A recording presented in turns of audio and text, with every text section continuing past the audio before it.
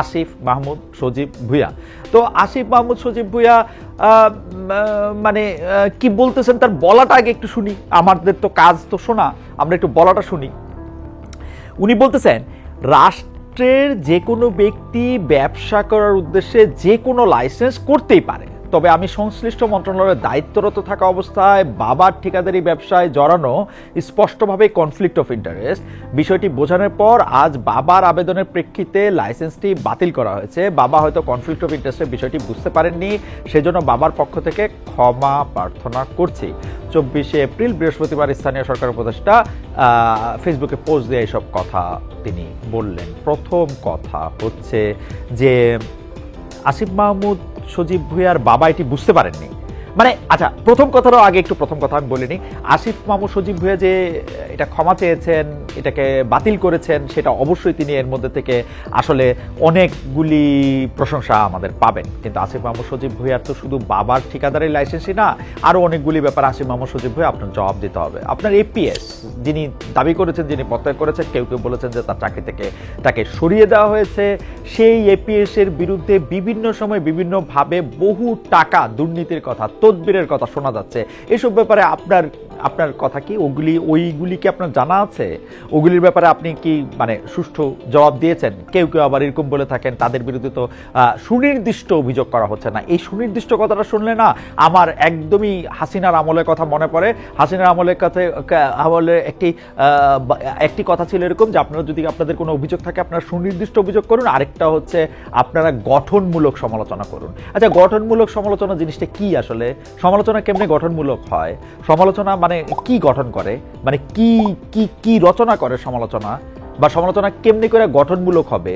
মানে আপনাদের সমালোচনা আপনাদের পছন্দ না হলে এটা গঠনমূলক সমালোচনা না। এইটা হচ্ছে আওয়ামী লীগের সময় সবচেয়ে বড় বয়ান ছিল। এই যে সুনির্দিষ্ট করে অভিযোগ করেন সেটাও বড় বয়ান ছিল। বা আপনার যে এপিএস, সেই এপিএস যে টাকা নিছে, বা ওই যে স্বাস্থ্য উপদেষ্টার এপিএস যে টাকা নিছে, এই কথা কি আপনি আমাদের কাছ থেকে প্রথম শুনতেছেন?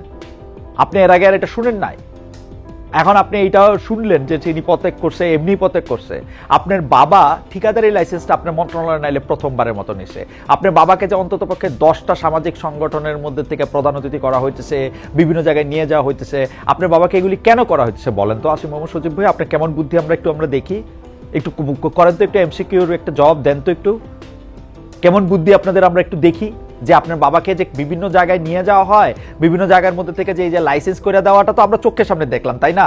এইটা বাদ দিয়া অন্যান্য যে নানা কিছু আপনার বাবার নিয়ে করা হয়, ধরেন কোনো একটা জায়গায় প্রধান অতিথি করা হয়, কোনো একটা জায়গায় নিয়ে বসায় রাখা হয়, অনেক জায়গায় আমরা তাকে নিয়ে যেতে দেখি, অতিথি করতে দেখি, অনেক সম্মান করতে দেখি, অনেক জায়গায়। এটা কেন করা হয় বলেন তো দেখি? কবে থেকে করা হয়? আরেকটা কথা, জনাব আসিফ মাহমুদ সজীব ভুঁইয়া, একটা কথা আছে না যে মানে আপনি কিছু কিছু লোকরে কিছু কিছু সময় আসলে বোকা বানাতে পারবেন, কিন্তু সব লোকরে সব সময়ের জন্য সব দিন বোকা বানাতে পারবেন না। আপনি সরকারে থাকবেন, মন্ত্রী থাকবেন, গাড়িতে আপনার পতাকা থাকবে, আপনি ভাব নিয়ে এরে এইটা করতে করবেন, ওরে ওইটা করতে করবেন, এবং বিভিন্ন সময় আপনি অন্য অনেক কিছু আপনার নাম ভাঙায় যারা খাইতে চাবে এটা আপনি বুঝবেন না। এটা একটু বেশি চিন্তা করা হয়ে গেল না? মানে মানে মানে আপনার ইয়াটা কি? মানে আপনার ভবিষ্যৎটা কি? আপনার জন্য ইলেকশন দিবে, ইলেকশন দিলে আপনি ইলেকশন করে চলে যাবেন, আবার পড়ালেখা করবেন, বিশেষ পরীক্ষার জন্য বসবেন, কি করবেন আপনি? আপনি তো আসলে ওই দলটাই করবেন, তাই না? তো ওই দলটা মনের মধ্যে রাইখা এগুলি করবেন, এটা কি ঠিক করতেছেন? এগুলি কি মানে এই এই এই এই এই নানা কায়দা কানুন কইরা নিজেদেরকে সঠিক প্রমাণ করতে চায়েন না। মানে এই এই এইগুলি ঠিক না। আমরা আপনাদের স্বাগত জানাই, আপনারা অনেক কিছু করছেন। এইবার নিজেদের দিকে একটু তাকান, এটা নিজেদের দিকে একটু তাকান। আপনারা মনে করাই দিই, আপনার বাবা লাইসেন্সটা মার্চে করছিলেন, এতদিন গোপন থাকায় কোনো ব্যবস্থা নেই না। এটা কোন মাস জানেন? এটা এপ্রিল মাস। এপ্রিল মাস আজকে কয় তারিখ জানেন? আমি যখন রেকর্ড করছি সেটা 25 তারিখে। জনতা জানতে চারা পাওয়ার আগে আপনি ব্যবস্থা নিলেন না কেন? আপনার না জানায়া, আপনার বাবা নাইলে বোঝে নাই, আপনার না জানায় এই ঠিকাদারি লাইসেন্স নেওয়া হয়েছিল। আপনার এপিএস এর প্রসঙ্গে আপনি বলছেন, আপনার কোট করি, মানে বাবার কথা বাদ দেই, এটা আসলে একটু একটু একটু মানে কি বলবো, জনাব আসিফ মাহমুদ সজীব ভাই, আপনি বুঝতেছেন তো আমার দ্বিধাটা কোথায়, তাই তো? একটু সাবধান হন। এপিএস সম্পর্কে আপনি কি বলছেন এটা আমি দেখি। এপিএস সম্পর্কে বলছেন যে ওর আগে থেকেই বিশেষ কেন্দ্রিক চিন্তা ছিল, স্থায়ী চাকরির সুযোগ আসলে অস্থায়ী চাকরিটা ছেড়ে দেওয়ার কথাও বলছিল।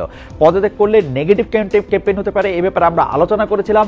তারপরও মোয়াজ্জেমের বিরুদ্ধে সুনির্দিষ্ট অভিযোগ পেলে অবশ্যই দুদককে ইনভলভ করে, বলছিলাম না? সুনির্দিষ্ট অভিযোগ, কবিতার মতো থোকা থোকা শব্দ, সুনির্দিষ্ট অভিযোগ। ভাই অভিযোগ কেমনি সুনির্দিষ্ট করবে? মানে আপনার এপিএস ব্যক্তিগত কারণ দেখিয়ে জনাব মোহাম্মদ মোয়াজ্জেম হোসেন মানে ব্যক্তিগত কারণ দেখে সরে গেছেন, এটা আপনি দাবি করতেছেন। আপনি বিবিসি বাংলার কাছে এমনি এমনি এমনি এমনি এমনি ব্যাখ্যা করলেন। আপনি দেখেন জনাব আসিফ মাহমুদ সজীব ভাই, আমাদের কোথায় নানা রকম দ্বিধা তৈরি হয়। নিজের বাবার বিষয়ে কিন্তু আপনি ক্ষমা চাইছেন, কিন্তু এপিএস এর পক্ষে কেন আপনি ব্যাটিং করতেছেন? বৃহস্পতিবারের যুগান্তরের এক প্রতিবেদনে বলা হয়েছে, আপনার জনাব মোহাম্মদ আসিফ মাহমুদ সজীব ভুঁইয়া আপনার সাবেক এপিএস মোহাম্মদ মোয়াজ্জেম হোসেনের বিরুদ্ধে তদবির বাণিজ্যের অভিযোগ উঠেছে। প্রায় একই ধরনের অভিযোগ উঠেছে স্বাস্থ্য উপদেষ্টা, ব্যক্তিগত কর্মকর্তা, ছাত্র প্রতিনিধি তুহিন ফারাবী ও ডাক্তার মাহমুদুল হাসানের বিরুদ্ধেও। এই প্রতিবেদনের শিরোনামটাও একটু বলতে হয়, দুই উপদেষ্টার এপিএস ও পিওর দুর্নীতি, তদবির বাণিজ্যে আয় শত কোটি টাকা। অভিযোগটা কি একটু সুনির্দিষ্ট হয়েছে জনাব উপদেষ্টাগণ? মানে আসিফ মাহমুদ সজীব ভুঁইয়ার কথাই খালি এতক্ষণ কইলাম, স্বাস্থ্য উপদেষ্টার কথা তো বললামই না। মানে শুক্রবার জানতে পারলাম যে দুই উপদেষ্টার এপিএস এর দুর্নীতি অনুসন্ধানে নেমেছে দুদক। এই খবরটা ভালো। কথা হচ্ছে যে এপিএসরা কি নিজেদের বসের অজান্তে দুর্নীতি করতে পারে? কিভাবে সম্ভব? এপিএসদের তো আর ওই পাওয়ার নাই না, এপিএসরা তো আর লেখা পাঠান না, কোনো কিছু লিখতে হলে তো আপনারই লিখতে হবে, তাই না? উপদেষ্টা আসিফ নিজের অবস্থান ব্যাখ্যা করেছেন, কিন্তু স্বাস্থ্য উপদেষ্টা নূরজাহান বেগম নিজের এপিএস এর বিরুদ্ধে অভিযোগ নিয়ে কি বলবেন? শেখ হাসিনার পিয়ন 400 কোটি টাকা কামাই করে যুক্তরাষ্ট্রে পাড়ি জমায় কয়েক বছর আগে, আর বর্তমান স্বাস্থ্য উপদেষ্টা এপিএস নাকি এখন রাশিয়া। ছাত্র প্রতিনিধি হিসেবে আসা পিওকে নাকি অপসারণ করা হয়েছে। মানে কি আর বলবো। দেখেন, এই নূরজাহান বেগম ম্যাডাম কিন্তু মানে আমরা আসিফ মাহমুদ সজীব ভুঁইয়ারে চিনি, আন্দোলনের সময় থেকে চিনি আমরা, উনি বই লিখছেন এই সময় থেকে চিনি, উনি ওই যে টিভিতে সাক্ষাৎকার দেন তার জন্য চিনি, উনি শুরু থেকে মন্ত্রী আছেন তার জন্য চিনি। নূরজাহান বেগমকে তো আমরা চিনতেছি না। নূরজাহান বেগম তো আমাদের সামনেও আসেন না। নূরজাহান বেগম তো আমাদেরকে কোনো জবাব দেওয়ার প্রয়োজনও মনে করেন না। আসিফ মাহমুদ সজীব ভুঁইয়া তো অন্ততপক্ষে বাবার জন্য হইলেও দুঃখ প্রকাশ করছেন। এখন বাবার থেকেও বেশি প্রেম, বা বাবার থেকে বেশি নিশ্চয় না, কিন্তু ওইটার ক্ষেত্রে তো তিনি কোনো দুঃখ প্রকাশ করেন না। আসিফ মাহমুদ সজীব ভুঁইয়া, এটা নিয়ে আমরা তারা কথা শোনাইতে পারি, কিন্তু নূরজাহান বেগমের ঘটনা কি? নূরজাহান বেগম তো আসলে মানে আমাদের পাত্তাই দেন না। উনি আমাদেরকে এসে কোনো প্রশ্নের জবাব দিচ্ছেন বা কোনো কিছু করছেন, এরকম আমরা কোনো কিছু শুনি নাই। আমরা নূরজাহান বেগম কে খোঁজ নিলে আমরা জানতে পারি যে তিনি গ্রামীণ ব্যাংকে ছিলেন বা তিনি ডক্টর মোহাম্মদ ইউনূসের সাথে দীর্ঘদিন কাজ করছেন। বাহ বাহ বাহ, মানে ফ্যান্টাস্টিক না? ইন্টারেস্টিং না? আপনাকে উপরে ছাড়া দিলাম, পরে এটা নিয়ে আবার কথা কমে। নূরজাহান বেগম নিয়ে কিন্তু আমার আসলে কৌতূহলের সীমা নাই। উনি আসলে কি করতেছেন, স্বাস্থ্য মন্ত্রণালয়টা আসলে কিভাবে চলতেছে, কারে নিয়োগ দিতেছেন, কে দুর্নীতি করতেছে, কে কি করতেছে, এই পুরোটা নিয়ে কিন্তু আমার মানে অনেক কৌতূহল আছে। এইবার গত সপ্তাহে একটা ইন্টারেস্টিং ব্যাপার হলো যে নতুন রাজনৈতিক দল মানে দল প্রতিষ্ঠার এক ধরনের, মানে এই শব্দটা ব্যবহার করলে যেন আমার কাছে কিরকম লাগে, কিন্তু এটা করতেই হইতেছে, এক ধরনের হিরিক পড়ছে। জুলাই আগস্ট আন্দোলনে সফল হওয়ার পর নতুন রাজনৈতিক দল, ছাত্র সংগঠন, সামাজিক রাজনৈতিক প্ল্যাটফর্ম প্রতিষ্ঠার হিরিক আগেই লাগছিল। এখন এই গত 1-2 মাসে ব্যাঙের ছাতার মতো রাজনৈতিক দলের আত্মপ্রকাশ করছে। গত 8 মাসে তৈরি হয়েছে এমন রাজনৈতিক দলের সংখ্যা নাকি 2 ডজনেরও বেশি।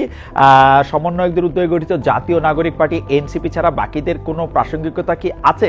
আমি কালকে বা আজকে পত্রিকায় পড়তেছিলাম, জনাব ইলিয়াস কাঞ্চনরে প্রধান করে এবং দ্বিতীয় মানে প্রধান জনাব সাংবাদিক আমার বড় ভাই, বিএনপির সাবেক ভাইস চেয়ারম্যান, বা আমি যদি বলি বহিষ্কৃত ভাইস চেয়ারম্যান, আমি যদি বলি শওকত মাহমুদের আরেকটা পরিচয় হচ্ছে উনি ফরাদ মাজারের সাথে একসাথে একটা ইনসাফ পার্টি করছিলেন, তারা মিলে একটা রাজনৈতিক দল করছেন, বাংলাদেশ জনতা পার্টি। ইন্টারেস্টিং নামটা, যদি ভুল না বলে থাকি, বাংলাদেশ জনতা পার্টি। বাংলাদেশ জনতা পার্টি তারা করছেন। এই নতুন দলগুলির মধ্যে যারা এনসিপির, মানে আমি যত সমালোচনাই করি না কেন, তবুও এই ন্যাশনাল সিটিজেন পার্টি বা জাতীয় নাগরিক দলের, জাতীয় নাগরিক পার্টির কিছুটা জাতীয় নাগরিক পার্টির সম্ভাবনা আছে। তাদের মধ্যে থেকে আমরা আসলে আশায় তাদের নিয়ে বুক দেখতে পারি, সামনে বড় কিছু দেখতে পারি, তাদের মধ্যে নেতৃত্বে বা তাদের নেতৃত্বে বেশ কিছু সংস্কার হওয়ার স্বপ্ন আমরা এরকম দেখতে পারি। কিন্তু কিন্তু কিন্তু বাকি যে নতুন রাজনৈতিক দল করছে তাদের আসলে প্রাসঙ্গিকতাটা কি, এবং নতুন দলগুলির নামও আমরা দেখতে পাচ্ছি কাছাকাছি। আমজনতা, আমজনতা, জনতা পার্টি, এরকম শব্দের, জনতা এরকম শব্দ নিয়ে ছড়াছড়ি, এবং এদের কিন্তু নিজেদের মধ্যে অভিযোগ আর পাল্টা অভিযোগও আসে। নতুন রাজনৈতিক দল নিজ মানে রাজনীতিবিদরা নিজ দলের নামের জন্য কিন্তু, মানে আমি জানি না, কবি সাহিত্যিকদের ডাকতে পারেন, তারা তারা জনগণের কাছে নাম চাইতে পারেন যে আপনার একটা নাম দেন, আমরা এটা বয়মে করে রাখবো, তারপর সেই বয়ম থেকে তুলবো, মানে অন্য সৃজনশীল নাম দিতে পারতেন। ডেস্টিনির এমডি রফিকুল আমিন, উনি দল ঘোষণা করলেন বাংলাদেশ আম জনতা পার্টি। আম জনতা পার্টি তিনি দাবি করছেন 5 আগস্ট নাকি দল করে এমন লোকজন, এমনকি জঙ্গি সংগঠন করে এমন লোকজনও কারাগার থেকে ছাড়া পেয়েছেন। তিনি কোনো দলে না থাকায় সেই সুবিধা পাননি, সামনের দিনে সহজ কারাগার থেকে মুক্তি পেতে এবার নিজেই দল করে ফেললেন। সিরিয়াসলি, মানে ডেস্টিনিও কি এখন আমাদেরকে বলতে চায় যে ডেস্টিনির বিরুদ্ধে যেসব অভিযোগ তার সবই রাজনীতির, মানে ডেস্টিনির বিরুদ্ধে যা কিছু অভিযোগ সবকিছুই একটা রাজনীতি সংশ্লিষ্ট বিষয়, তাকে এখন রাজনীতি করে সেটার জবাব দিতে হবে। 2014 সালে 2024 সালে বাংলাদেশ আওয়ামী লীগ নির্বাচন অংশগ্রহণমূলক দেখাতে বেশ কিছু ভুইফোর দল সামনে নিয়ে আসে। এখনো কি সেই প্রবণতা, এখনো কি নির্বাচনকে অংশগ্রহণমূলক দেখাতে হলে বেশ কিছু এরকম পার্টির দরকার হলো? 111-এর সময় বেশ কিছু কিংস পার্টি হয়েছিল, যেগুলির সঙ্গে গোয়েন্দা সংস্থা যুক্ত ছিল বলে পরে জানা গেছে, মানে তখন বুঝাই গেছিল, জানা গেছে। কিন্তু এখন যেসব পার্টিগুলি হইতেছে এগুলির সাথে গোয়েন্দা সংস্থার অনেক বেশি যোগাযোগ থাকা। এই আওয়ামী লীগ সরকারের সময় কিন্তু অনেকগুলি পার্টি হয়েছিল এরকম, যেমন বিএনপি না হইয়া বিএমপি, মানে যেটা দেখলে বিএনপির মতো তৃণমূল বিএনপি, এগুলি আবার খুব দ্রুত নির্বাচন কমিশনের পাইছিল, নিবন্ধনও পাইছিল। মানে এইটা দেখা মনে হয় গত 1-2 মাসে যেভাবে নতুন নতুন দল আসতেছে, তাতে এগুলির সঙ্গে উত্তরপাড়া, কচুক্ষেত, গোয়েন্দাদের কোনো যোগ আছে কিনা সেটা নিয়ে আলোচনা হইতে পারে। কিন্তু দলগুলির স্ট্যান্ডার্ড দেখা মনে হইতেছে না যে আমাদের উত্তরপাড়া বা কচুক্ষেত বা গোয়েন্দাদের স্ট্যান্ডার্ড এত নেমে গেছে। I am very sorry to say, কারণ 4-5 মিলে হঠাৎ করে একটা দল। হাওয়েভার, অন্তর্বর্তী সরকার নিজেদের মেয়াদ ও জাতীয় নির্বাচনে কিছুটা ধোঁয়াশা তৈরি করে রেখেছে। ও আরেকটা কথা, অন্তর্বর্তী সরকার যতই জাতীয় নির্বাচন নিয়ে কিছুটা ধোঁয়াশা করে রাখুক, এর সঙ্গে নতুন নতুন দল তৈরি করার সম্পর্ক আছে কিনা এর জন্য বলতে চাই যে আওয়ামী লীগ নাই সিনে, প্রধান যে বিরোধী দল আওয়ামী লীগ আমলে ছিল জাতীয় পার্টি, সেইটাও কিন্তু কম বেশি সিনে নাই। এখন জাতীয় পার্টি নানা ধরনের নাম ছিল, জাতীয় পার্টিতে আমার অনেক বন্ধুরা আছেন, আমার অনেক জাতীয় পার্টির একটা জনপ্রিয় ডাক নাম ছিল যাত্রা পার্টি। এখন সেই যাত্রা পার্টির শূন্যস্থান পূরণ করার জন্য নতুন নতুন রাজনৈতিক দল আসছে কিনা সেইটাও একটা কথা হইতে পারে। আচ্ছা, একটু কারেকশন করে নেই, সব জনতার মধ্যে থেকে একটু প্যাচ লাগাই ফেলছিলাম। ইলিয়াস কাঞ্চন শওকত মাহমুদের নতুন দলের নাম হলো জনতা পার্টি বাংলাদেশ। জনতা পার্টি বাংলাদেশ এই শুক্রবার তিনি করছেন। এইটার চেয়ারম্যান হচ্ছে যা বলতেছিলাম ইলিয়াস কাঞ্চন, আর এইটার মহাসচিব যা বলতেছিলাম যে আমাদের অগ্রজ সাংবাদিক শওকত মাহমুদ ভাই। তো শওকত মাহমুদ ভাই এবং ইলিয়াস কাঞ্চনের এই পার্টি কোথায় যায়? জনতা পার্টি বাংলাদেশের জায়গাটা বাংলাদেশের জনতার মধ্যে বা জনগণের মধ্যে হয়, নাকি জাতীয় পার্টির কি বলে, জাতীয় পার্টির শূন্যস্থান, জাতীয় পার্টির যেটাকে যাত্রা পার্টি, সার্কাস পার্টি, অভিনয় পার্টি, নানা বিচিত্র নামে ডাকা হতো, সেইটার শূন্যস্থান পূরণ করবে, সেইটা একটু দেখা যাক। মানে আমরা ভূ রাজনৈতিকভাবে একটা দ্বন্দ্বমুখর অবস্থানে আসি, একটা দ্বন্দ্বমুখর সময়ে আসি। তারপরও এই যে একটা নির্বাচনের আবহ অনেক দিন পরে, আমার কাছে কিন্তু মনে হচ্ছে যে এই ডিসেম্বর বা ডিসেম্বরের পরে 1-1.5 মাস 2 মাসের মধ্যে যে আরেকটা নির্বাচন, একটা জাতীয় নির্বাচন আসতেছে, তাতে আমার সন্দেহ এখন নাই। সুতরাং একটা নির্বাচনী আবহে বাংলাদেশ আসতেছে, গণতন্ত্রের একটা উৎসবের মধ্যে বাংলাদেশ আসতেছে। সংস্কার বিএনপি চায় না, করবে কিনা গিয়া তাও আমরা জানি না। তাও আমরা মনে করতেছি যে একটা দল যদি নির্বাচিত হয়ে আসে, আমরা যদি আমাদের ভোটটা ঠিকমতো দিতে পারি, তাহলে অন্তত কিছু ভালো লোকের আমরা ভোট দিতে পারবো, এবং এইভাবে আমাদের করে গণতন্ত্র আগায় যাবে। আমি আশা করি যে গণতন্ত্রের উৎসবটার আজ আর কিছুদিন পরে আমরা সবাই টের পাইতে শুরু করব, সেই আশা রাখা ধন্যবাদ দিয়া দেখা হবে পরের পর্বে।